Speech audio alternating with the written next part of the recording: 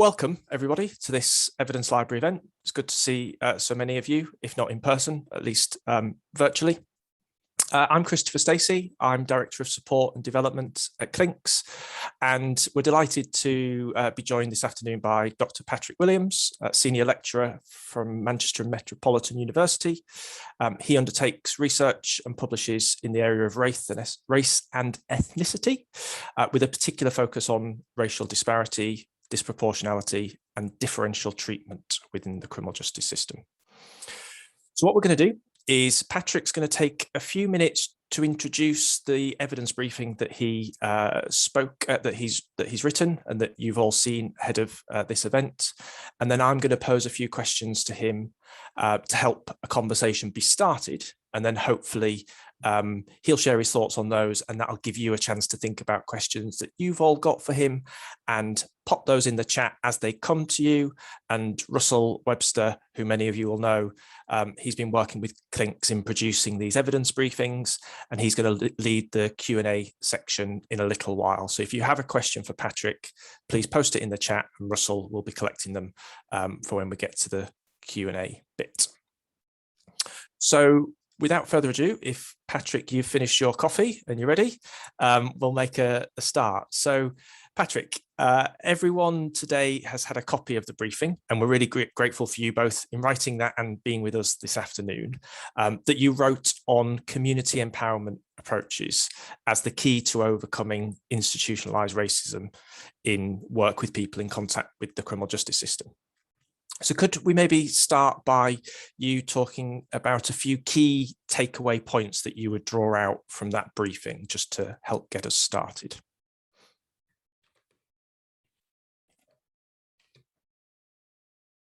Hi, Chris. Hey, listen, first I want to say thank you for the opportunity to reflect on work, pieces of research, evaluations that I've been involved with for now over 20 years. Sounds remarkable. I recall I started working in probation back in 1997. And I remember it was in 1999 that I was approached by the then research manager, or ACPO as we used to call him then, who was interested in the potential of developing an intervention for what the language you used then was Black and Asian people, offenders who were on probation. And I was just not long out of university. I just cut my teeth on a social science degree, really keen and eager to get into this area of work. And I recall back then, it was this sense of a question of racial disparity or racial disproportionality within the criminal justice system. And therefore, how should we respond to those groups and individuals? And that was me coming into contact with this question, which has probably been at the forefront of my work now for that ever since that point. I'm also conscious that the backdrop at that time as well was the Macpherson report and following the death of Stephen Lawrence. And again, I remember that sense of being a younger Black member of staff, and that sense of vulnerability that many people felt in relation to what had happened to Stephen. And the language of institutional racism came to the fore and became really important. It was clear from that report. And I guess what I want to take from the briefing and what I want to reflect on in that briefing is how valuable that concept was at that time. And don't get me wrong, there were some limitations or concerns with the way in which it was presented within that report. However, it spoke to and began to make sense of those ongoing, enduring disparities within the criminal justice system. So similar to back then, today, young racially minoritized people are more likely to be stopped and searched by the police. And what we increasingly know is that when we get to the young offender institutions, almost a majority, I think it's now a majority, I'm looking at you, Chris, for the nod, of those individuals from a racially minoritized background. There's something about how do we make sense of this and how do we respond to some of this? And I guess for me, and the key takeout for me, and remember this work has been informed not just by myself, but Pauline Durrance, who have written on extensively, Rebecca Clark, a lot of colleagues and comrades who I'm engaging with, And what we know and what we recognise is that it's now implausible to talk about racial disparity and discriminations without some acknowledgement of the impact of the racialisation of crime and criminality. That's the central point for me. It's the constructions of Black and brown people as crime prone, which drives the likelihood or the increased likelihood of them being pulled into the criminal justice system. If we begin to take that on board and recognise the perennial problems of racial disparity, then from that position, we can begin to think about what interventions may need to look like, or how we better respond to those individuals and communities who encounter the criminal justice system.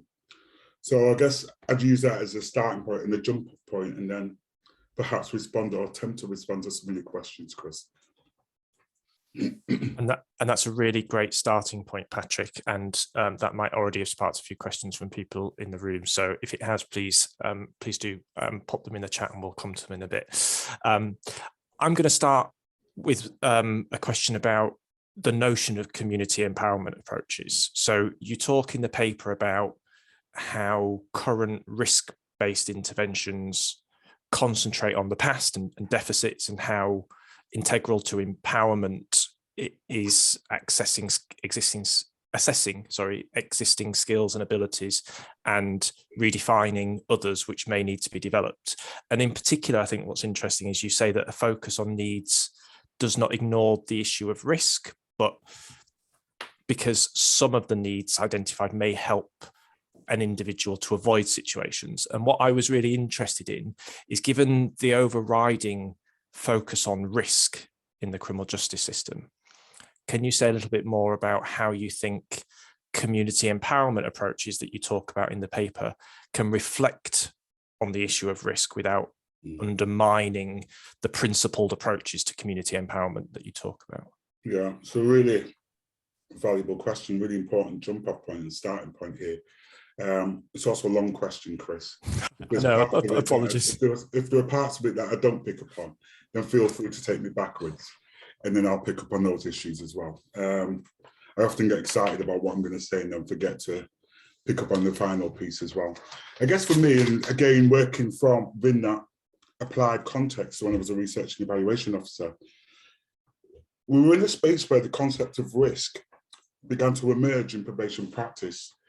And at that time, it made a lot of sense. Remember, we're talking about the effective practice principles here. There was notions of risk, there was ideas of need, and the principles of responsivity.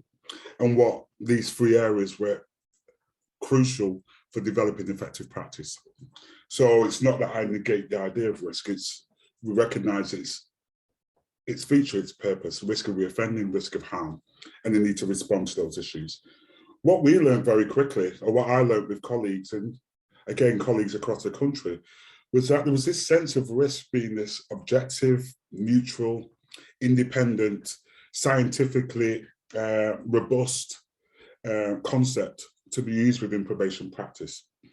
We'd used to use OGAs, offender group reconviction scores, as a way of assessing the risk that individuals posed.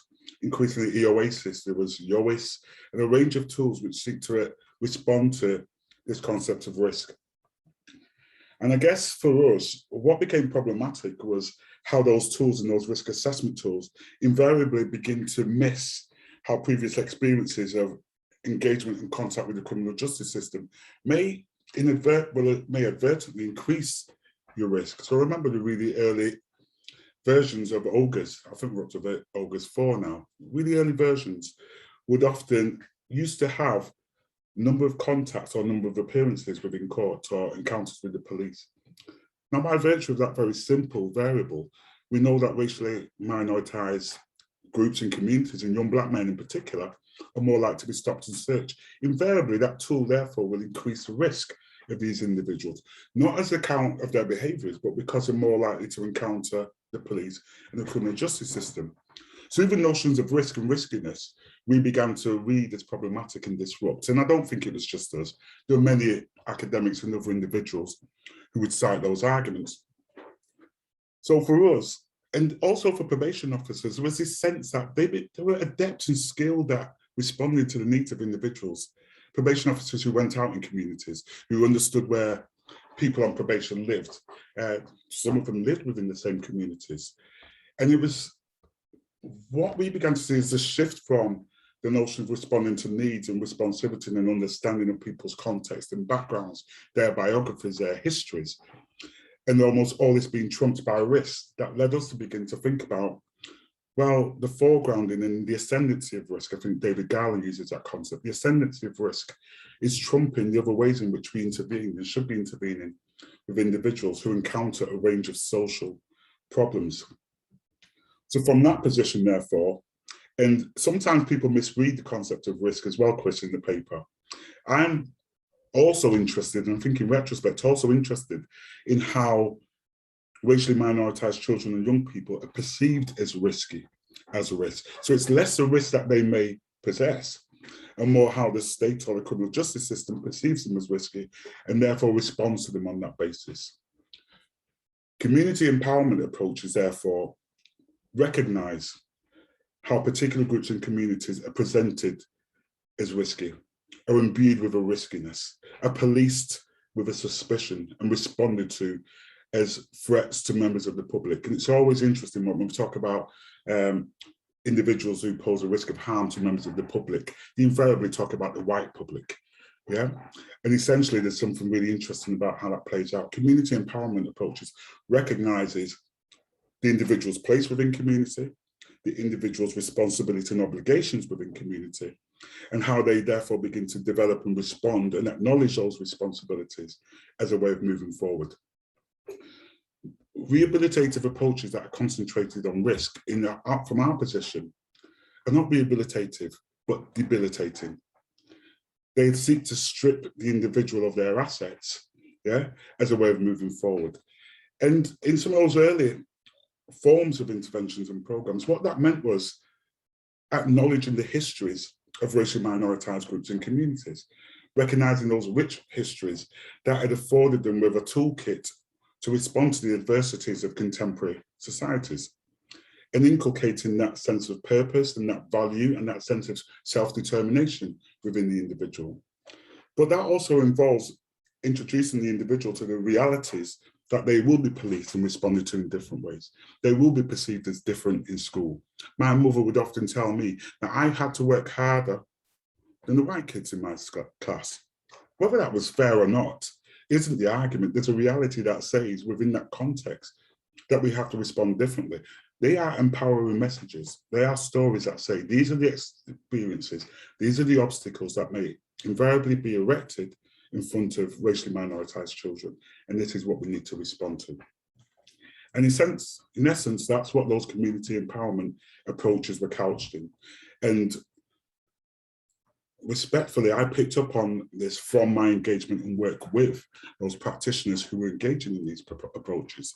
There's nothing unique in what Patrick Williams is saying here, but this was a bedrock of practice within early 70s, 80s probation practices. It's the same principles that inform the supplementary school movements, that there was a responsibility for us to engage in communities, to empower individuals, offer those success stories, and to inculcate in racially minoritized young people a sense of purpose that they can achieve whatever they want. So that's where I'm coming from. Have I answered everything there, Chris? I think you have, but you've also got me to unmute myself just as my home phone is ringing. So apologies if you get that in the background. Yeah. You absolutely have, and I'm conscious it was a long question, but I think you drew out particularly that the point of the risk in the context of community empowerment.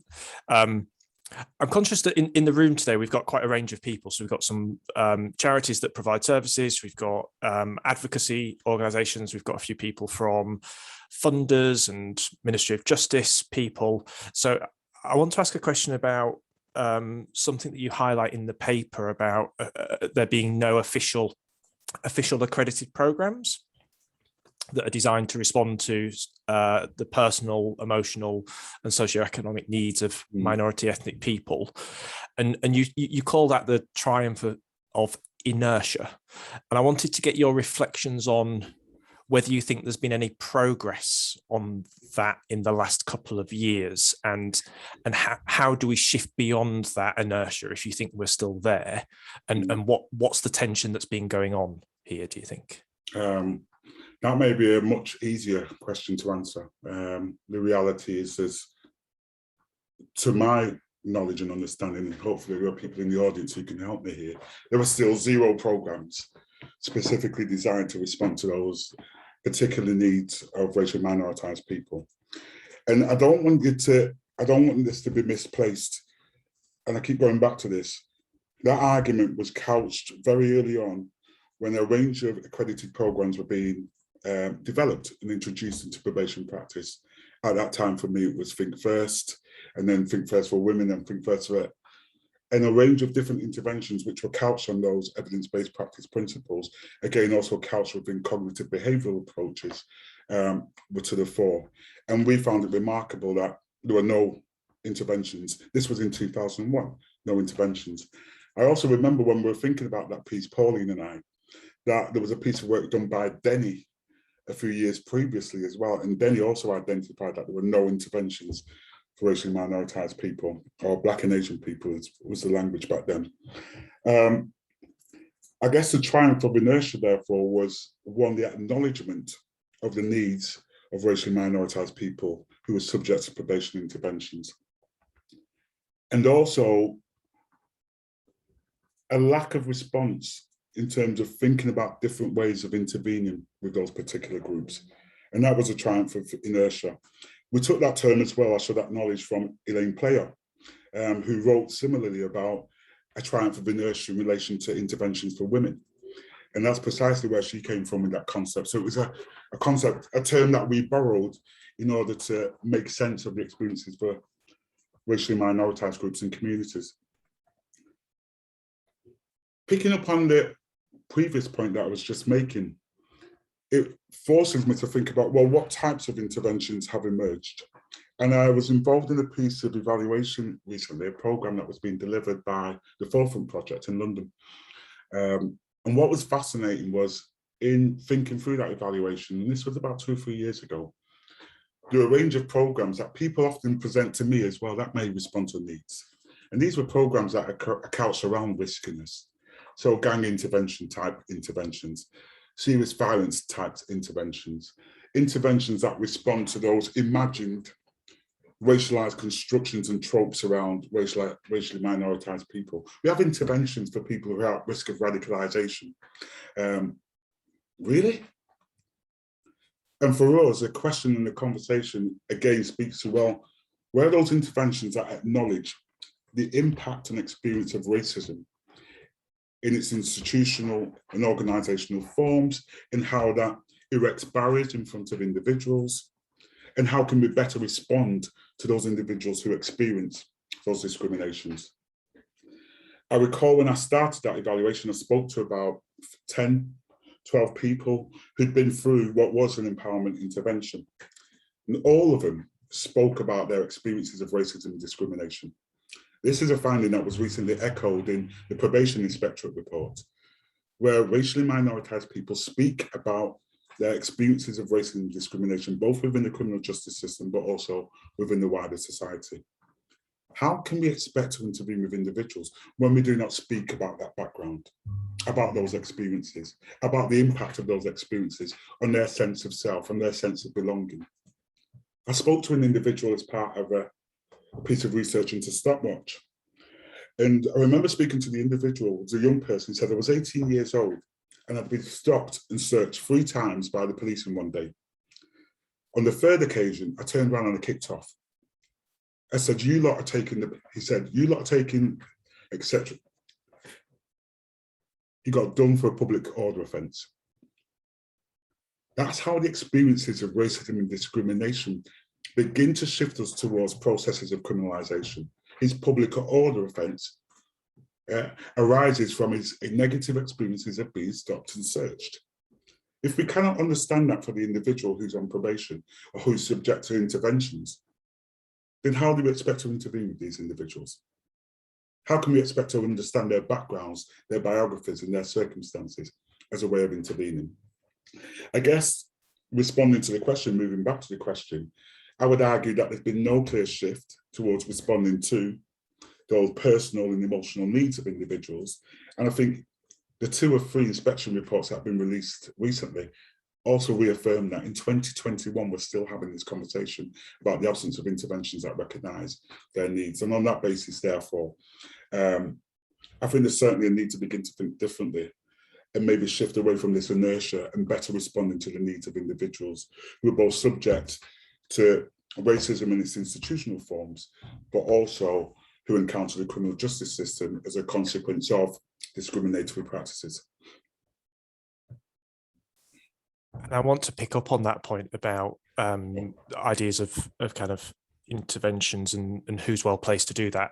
Before I do, just to flag, thanks Russell for popping a link in the chat to that inspectorate report that Patrick's just mentioned. So for those of you that are interested in that, I would definitely recommend having a look at that, because I think it does speak to much of what Patrick was just speaking about.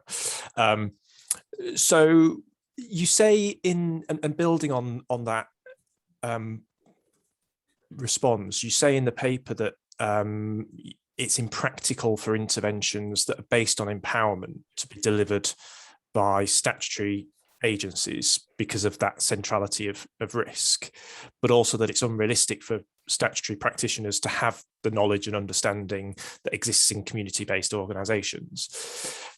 And you talk about using pre-existing community and social groups where there's been success in driven by relationships. And I'm particularly interested looking ahead to the future emerging model of probation and the commitment to commissioning services for racially minoritised groups. What would your advice be to maybe a regional probation director that came to you and said, look, I'm responsible for commissioning some services? What would you say to them? Sounds like that old elevator pitch, isn't it? What do we do within that 30-second moment? I think immediately, and first and foremost, is a question of a belief in the capacity of the individual to change. It's returning back to those principles of interventions and approaches which speak and acknowledge that responding to the particular needs of individuals is a clear strategy in reducing the likelihood of future concerns and problems for those individuals. I guess that links in again with a focus and a prioritisation on the needs of those individuals and beginning to imagine, well, what are those particular needs which impact on particular groups and communities? And when we speak about empowerment approaches, I often talk about this within the context of racially minoritised people. But listen, we similarly developed these principles and worked with care leavers. It was led by Darren Coyne before he passed away for the Care Leavers Association. The value and the principles of engaging in an individual's biography, their history, their circumstances, and then tailoring needs that responds, tailoring interventions that respond to those needs should be to the fore of this type of practice. It should be resourced. Okay, it should be resourced and recognising that by taking the needs-based approach and the empowering approach, then what we will do is impact on, the future likelihood of engagement in crime and criminality. And I often struggle saying that because I also recognise that the criminal justice system itself, is criminogenic for black and brown folk. Going back to the example of the kid who got the public order charge because he was offended at being stopped and searched by the police. So it's recognising that. However, for me as well, it's recognising that within community, then there's a particular need for communities to respond and be the base and frame within which individuals, can facilitate their process and change. They live within these communities. Again, in a number of evaluations, I was concerned at the numbers of individuals who were given exclusion orders outside of the very communities within which they live. Individuals who were therefore unable to go to the family's home, etc. And listen, I've done lots of work around notions of serious youth violence and constructs around gangs. And I recognise that some people may be arguing, well, if there are serious risk problems and concerns here, then maybe that's what's driving these parole conditions or release conditions. But equally, they were also and are also the protective factors which support individuals, communities and organisations, are certainly adept at responding to the needs of those individuals within the communities. I'm thinking of kids of colour here in Manchester, who are more than aware of how best to respond to those concerns around racism and discrimination for young people. And think about Maslaha, who have extensive work working with young Muslim individuals and communities. I'm thinking about Forefront in London, and there's a range of organisations who are embedded within community and therefore lend a credibility and authenticity in their engagement and work with those individuals. And that's a better way and a better starting point through which we can facilitate programmes of change in a process of change. When we engage in statutory organisations, and again, thinking back to those inspection reports, we are still grappling with practitioners who can't ask the R question, who can't ask questions about the race and ethnicity of the individual who is sat in front of them, for whom they have offender management responsibilities. I find that remarkable. And I worked at probation, I've got a number of friends, dear friends, who are still practitioners. But I find it remarkable that we can't even ask, what is your race and ethnicity? What's your background? What are your circumstances? I have practitioners who are quite adept at asking about experiences of child abuse, sexual abuse, experiences of neglect, experiences of, well, they're not very good at asking questions around care either, but are concerned or fearful of asking the R question. We may get it wrong. I'm sat here with Roxy Lagan, and it was Roxy Lagan who reminded me that the practitioner who says they have a fear of getting it wrong assumes that what they are saying means they are getting it right. That is not the case. So for me, interventions which are couched within community, which are authentic, which lend that credibility, which support the individual on a true process of change, which are resourced and responsive to the needs of the individual, is what I would sell to any commissioning manager. And I think that's actually a responsibility and a duty. And we know that responding to those needs is a better place through which to reduce the likelihood of future incidents going forward. And I think that's made a very strong case, Patrick, for when that is being considered, I think, particularly by probation directors. So I think this recording might be quite helpful listening to them. I am conscious, I have one more question, but I want to open the floor to some other people to get their questions in. So I'll hold mine for now and make sure that we give enough time for others. So that was brilliant, Patrick. That was really comprehensive answers to quite long questions, but also not taking up the whole hour and leaving enough time for questions. So Russell, can I hand over to you? I think I've seen one question in the chat, but can I hand over to you to take us through some questions, if that's okay?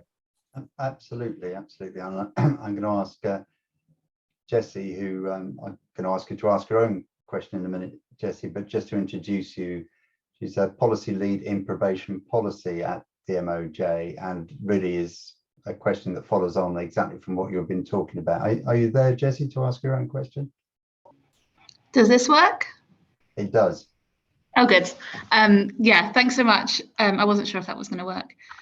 So I'm just trying to imagine how the kind of things that we're doing to empower individuals, whether that should be done as part of a kind of requirement on an order and as part of the sentence itself. Should it be something completely separate to the sentence itself and more of a kind of overarching approach that we are kind of implementing through the relationship between the probation practitioner and the individual, or should it be kind of something separate, maybe referred out to external organizations, or should it be a mixture of all three, or two, or something fourth that I haven't thought about? I think that's a really good question. Thank you, Jess. I'm saying Jessie. Thank you very much for that. There's me shortening your name and getting quite formal with you. It's one of those perennial questions that always pop up, and I'm also looking at Russell here as a way of thinking through some of this. I recall interventions of change and empowering approaches, for me, require the individual to voluntarily engage in that process of change, not court-ordered into that process of change.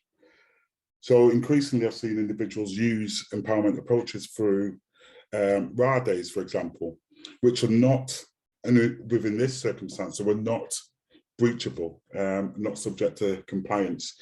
So there was a fluidity in terms of the way it was delivered. I would have a reluctance, and I know a number of organisations I engage with would have a reluctance to engage in this process, in this type of practice, if one, it became part of a court order, and secondly, that therefore required them to subject the individuals to enforcement or compliance procedures.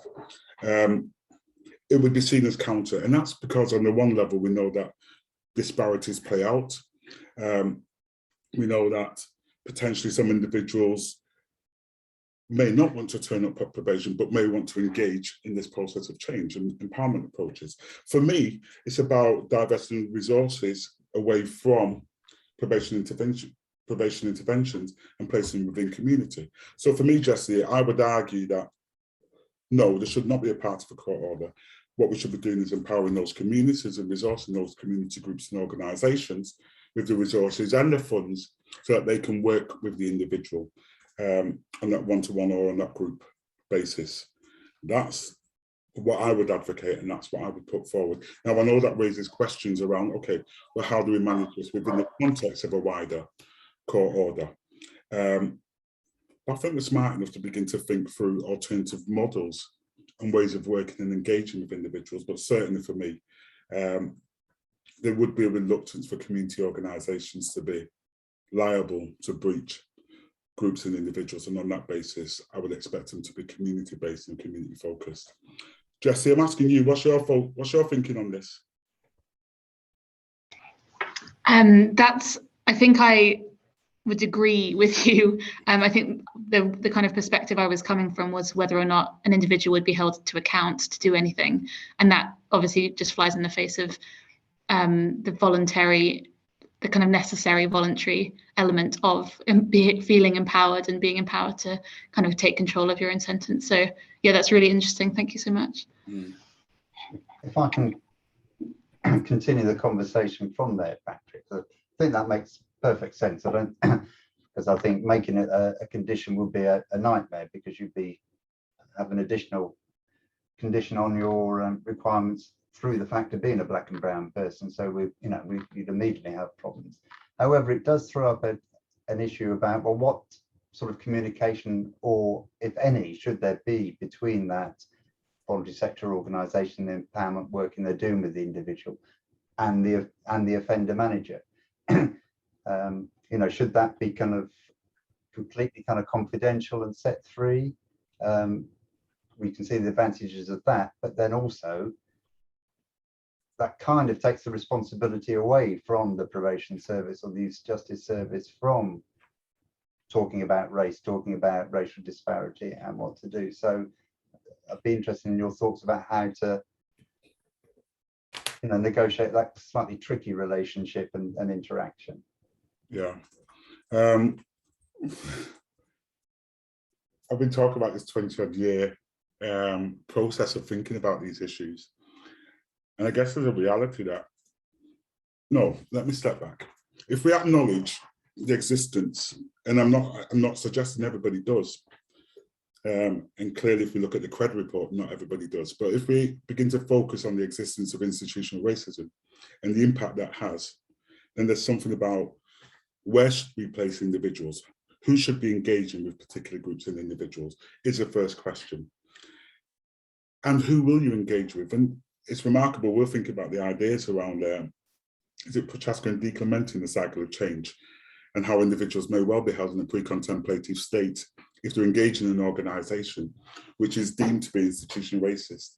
I remember again speaking to individuals who say, listen, I can't go and tell my probation officer that I've had an argument last night with my partner, because that may be deemed a risky situation. There's a sense, therefore, that individuals are not engaging with probation practitioners or feel unable to engage with probation practitioners. And I do believe there should be a relationship there so that public sector organisations, statutory organisations become better equipped and understand the impacts of their practices on racially minoritised groups and individuals. However, when we're talking about a process of change, which can be traumatic because we begin to reflect on experiences of racism and discrimination. I think it's crucial that those organisations who have that understanding and that experience and can recognise those biographies are involved and at the centre of some of this. I guess for me, Russell, what you suggest is that we can be quite transformative in terms of how we engage and respond to these groups.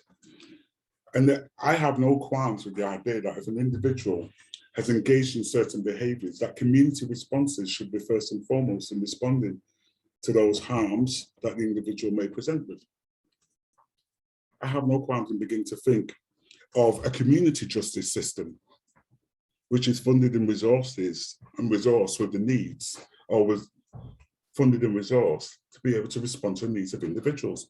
If that happens outside of, therefore, the probation service as it is, but individuals have a community order with a community organisation who can better respond to them and can work with them in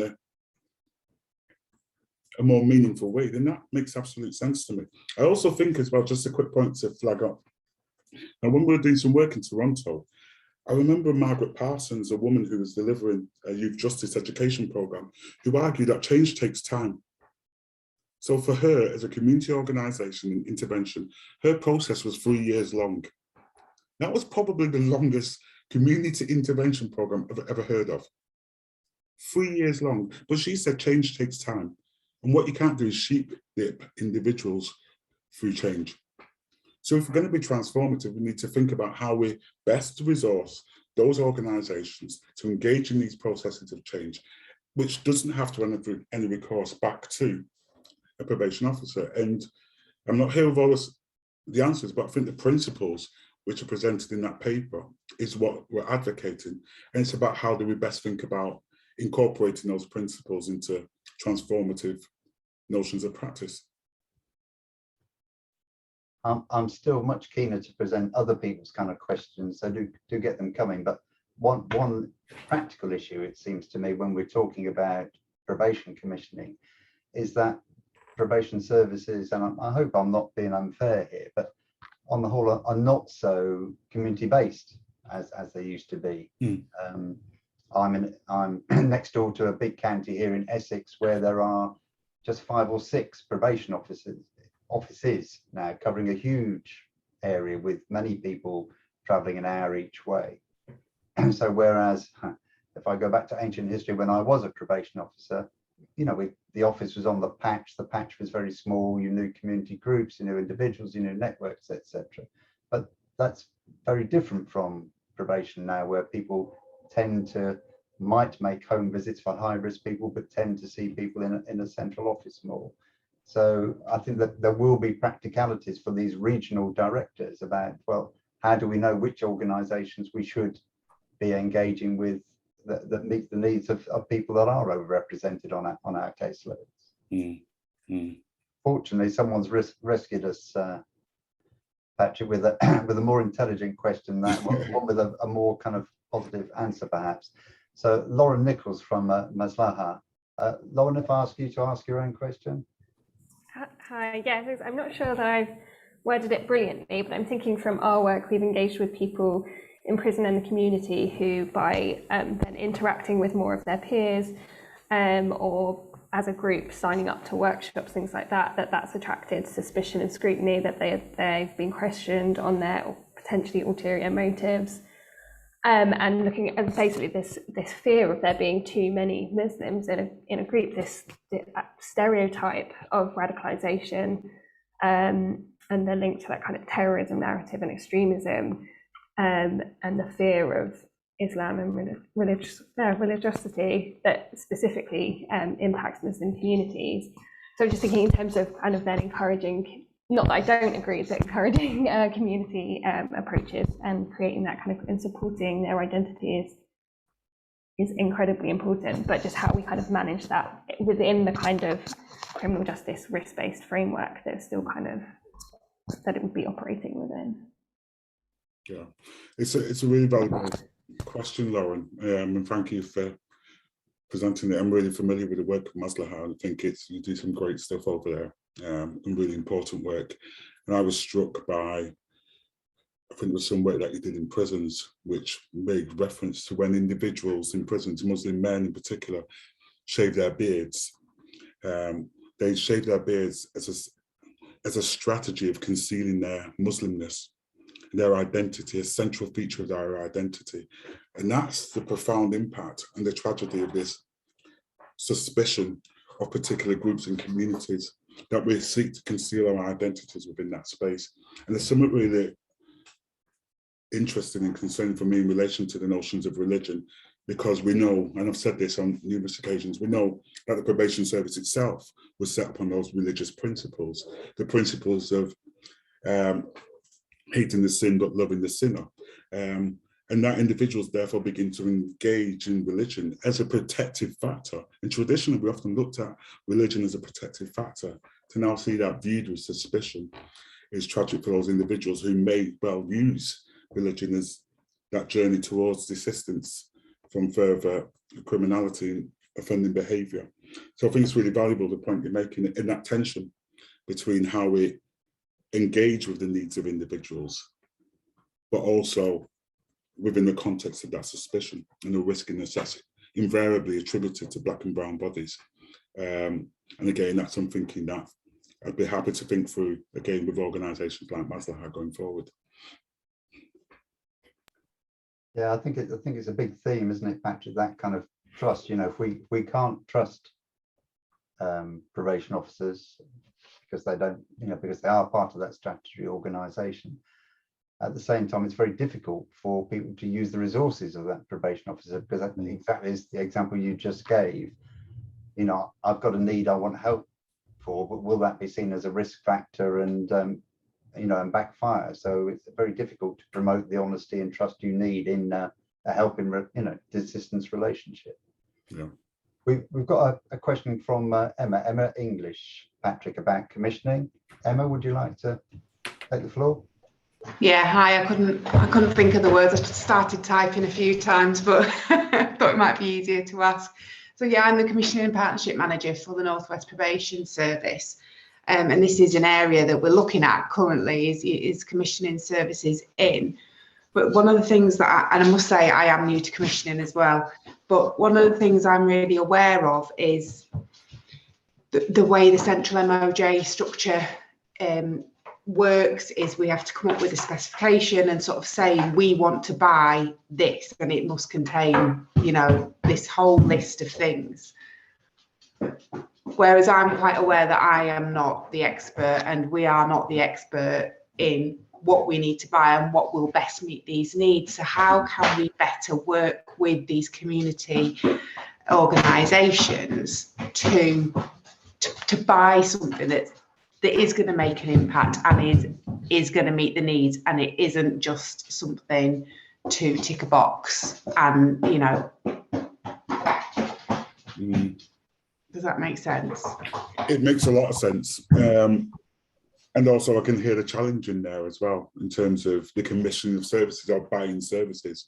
And I guess I'm looking at Chris here as well and thinking about, well, what role is there for, on the one hand, promoting the really valuable work being delivered within a range of communities.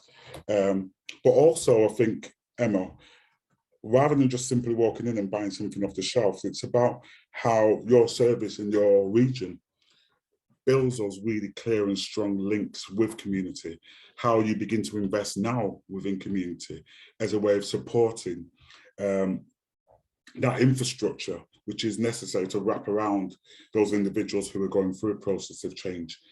And I guess, in essence, the question also poses what the problem is, this sense that we would just literally want to go in and say, that's what I need, that's the offender cohort, let's take that intervention. And I'm guessing probation practice and interventions don't work and have never worked in that way.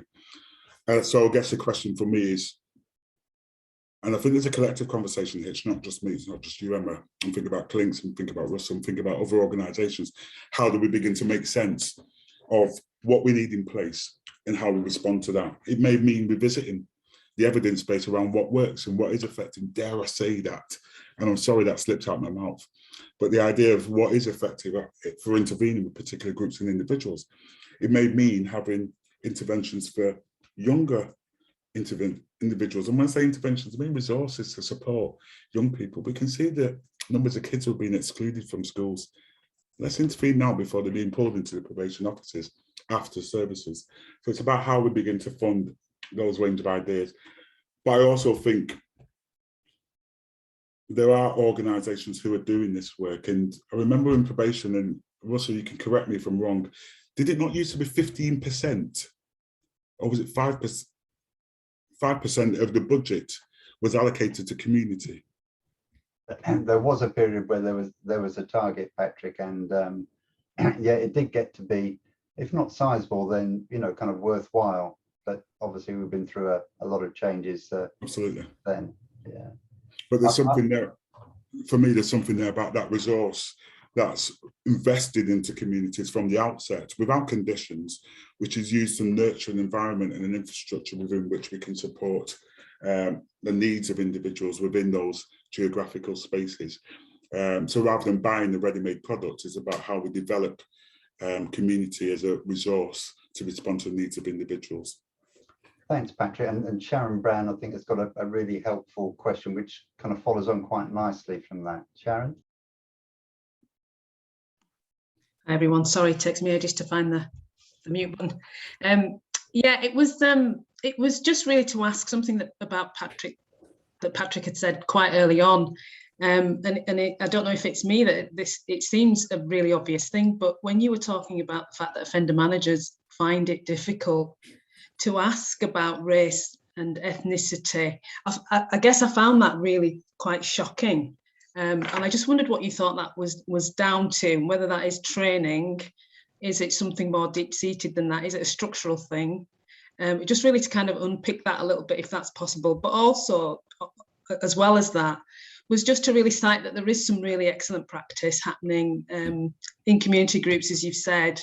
Our service, and this isn't a sales pitch for our service, but it does work very well. So we do run the Shafar service, which is working with South Asian offenders, and that's had a lot of success and has been cited in the thematic report that was published this March.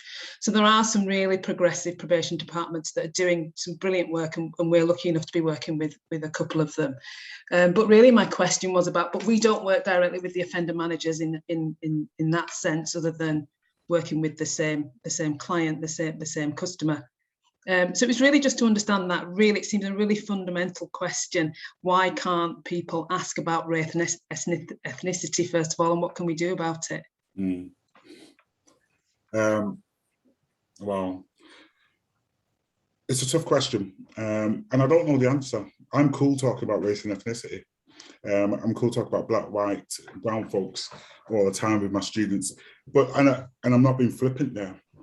There was something about what are the barriers that inhibit individuals from engaging with the identities of the people who are sat in front of them. And like I say, questions that some individuals will find more intrusive, experiences of abuse as a child, experiences of violence, interfamilial conversations, are easier to have for practitioners across the piece than others. I'm currently involved in a really valuable piece of work with the OPD team in Greater Manchester, where we're having conversations about how we have conversations about race, ethnicity, and rather than focusing on what is your race and ethnicity, we started as a group collectively from the position of, well, these are conversations and these are stories, and we have to allow people to tell their stories and their truths as a way of understanding who they are. There's absolutely no way that you can understand who Patrick Williams is without recognizing that my parents came from Jamaica. I have a twin brother. I have 8 brothers and 1 sister. I have 2 daughters, and I'm married. To know my background and my context, begins to inform the type of individual I am. I find it remarkable that anyone seeks to intervene with an individual without asking about their histories, their biographies, and their backgrounds. So there's something there. I also think the ascendancy of risk also places an obligation on practitioners to focus on those concerns, risk management concerns, rather than the needs, concerns, and the emotional concerns of individuals. I remember just as I was leaving probation, it was the, what did they used to call it? Where there was a concern that the offender may go on to commit a future offence. And in essence, probation practitioners were concerned therefore about ensuring that their case was tight. Yeah, serious further offences, ensuring that their case was tight in case the auditors came knocking. And I guess those are the paraphernalia of probation practice and offender management distracts practitioners from being able to engage in those types of more important questions. I also think there's this notion of as well, individuals feel that black and brown folks will be offended by speaking about their background and their circumstances. I'm not sure where that comes from, but also it's about recognising wider diversity. The work I've been doing shows that I have individuals who have white European backgrounds, you have individuals who have Irish backgrounds who have similar experiences of discrimination. We only know that through conversations. So the more conversations we have, the more we recognise the needs and circumstances of different groups and individuals. Reach out for me, Sharon, reach out to me. It'd be really good to have that conversation about your organisation as well. Yeah, absolutely. I will do that. Thank you. Okay. I'm going to try and squeeze one last question in, Patrick. Sarah, I'm afraid I don't think I'm going to get to yours, but Chloe Gagan wants to ask about how we can pass learning and knowledge across from our different silos. Chloe? Hi, Russell. Also very impressed you got my name correct there.